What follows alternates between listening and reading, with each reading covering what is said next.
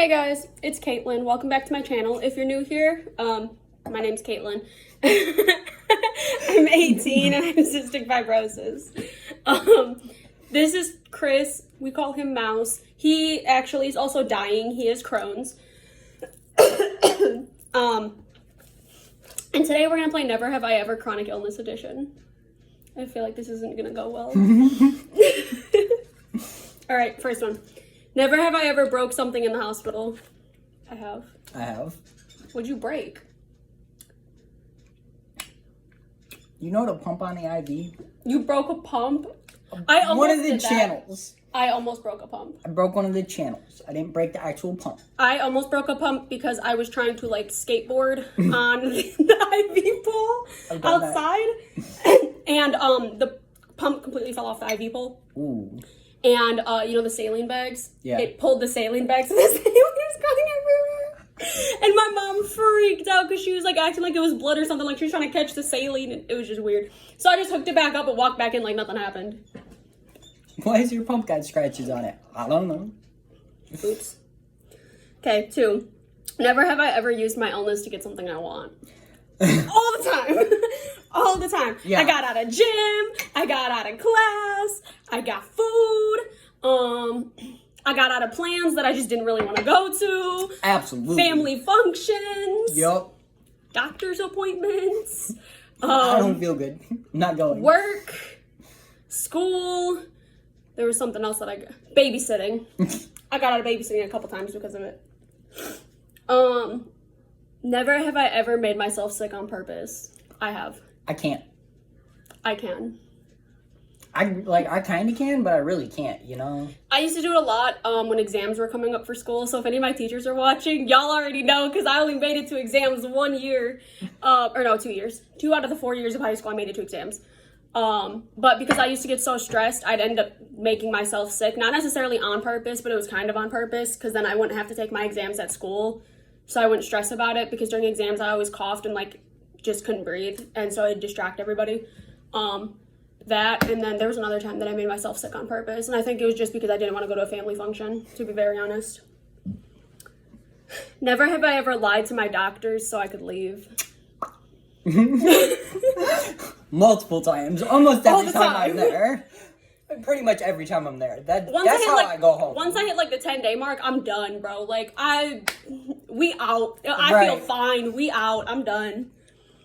Never have I ever snuck out of the hospital. I have. I've snuck out of my hospital and the hospital room. I have not snuck out of my hospital, but I have been escorted back into my hospital by 2 sheriffs. My mom snuck me out when I was like 7. This is when I used to have PICC lines instead of my port.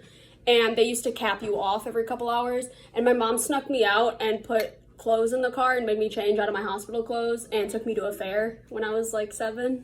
That's some shit, though. Right. I also snuck out of the hospital a few times. I'm trying to think of what else. Oh, when my friends wanted to come see me, but they wouldn't let my friends up because they weren't 18. So I snuck out of the hospital a couple times for that. Never have I ever coded.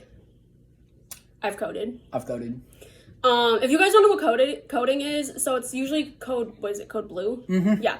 Code blue usually means that somebody's unresponsive or isn't breathing or something. I technically didn't code, but they called a code on me because my blood sugar dropped to 11 and they thought I was going to code and have a seizure. So everybody rushes into your room and is like trying to figure out what's going on. And is like, they're trying to figure out basically what's going on. And it's really freaking annoying because everybody's in your room just staring at you. Like half the people in there aren't doing anything. They're just like, I'm like, bro, staring at me is not going to fix this. So yeah, I coded. Yeah, you coded and you went into the ICU though. I see, but I had to deal with rapid response for about an hour first. Yeah. That shit is annoying. Never have I ever scared a doctor or a nurse. I have. I have multiple times. I like to do this dickhead thing when they're giving me IVs or shots where I just, randomly. They might not even have poked me yet. I don't intentionally scare them. I've scared them because my blood sugar's dropped. I've scared them because my blood sugar went too high. I scared them because my oxygen dropped. Scared the hell out of my doctor when I was in labor. My blood pressure. That was the only one that ever scared them. No, I've scared them a couple times. Never have I ever gotten yelled at for a joke I made about my illness. I have. I've gotten yelled at by my teachers. I got yelled at by a resident because my blood sugar dropped to like 20, and he was like, oh my God, you can go into a coma. And I was like, hell yeah, bro, I need to catch up on some sleep. He got mad as hell.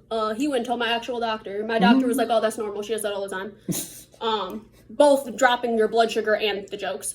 I got yelled at by my dad a couple times. We have a race to see who's going to die first. Basically, it's a race to see who's going to live longer, but yeah. Yeah. He's winning right now as far as dying. But isn't the goal to die first? So, like, that's how you win the race, right? I guess. Never have I ever snuck into someone else's hospital room. I have. I have not. I have because Mouse has a blanket that he constantly has to have when he's in the hospital, otherwise he like freaks the hell out. Fuck off. And his blanket, he has a hole in his stomach, so he leaked all over his blanket, and so he called me freaking out. This is while he's in the adult hospital and I'm in the children's hospital, and they're connected, like, their, like, basement is connected. They have tunnels. Yeah, they have tunnels, so their basement's connected. So he called me, and he was, like, freaking out, and he was like, I need a blanket. So I literally snuck out of my hospital room with an IV pole, mind you. IV pole, walked all the way through the tunnels into the adult hospital, all the way up to his room, threw him his blanket, walked all the way back without anybody noticing. That's how you know I'm a real friend. The shit we've gone through. This is the last one. Never have I ever been able to diagnose myself before my doctors could. I did. Yes, I have. Pneumonia, labor, pseudomonas, staph infection, blood sugar problems. Yeah. Sepsis.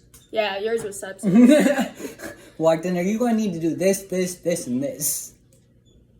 You know that you have a chronic illness when you walk into the ER, tell them what's wrong, and they go, all right, nope, I already know what you're going to do. First, with me, you're going to get an x-ray of my lungs. Then you're going to come in and try to access my port, and you're going to fail at it, so you're going to have to call the central access team to do it. Then you're going to hook up my port to everything when I really don't need it hooked up to anything yet. Then y'all are going to take me upstairs to admit me, and then I'm going to sit there for a week bored as hell. We already know how this goes.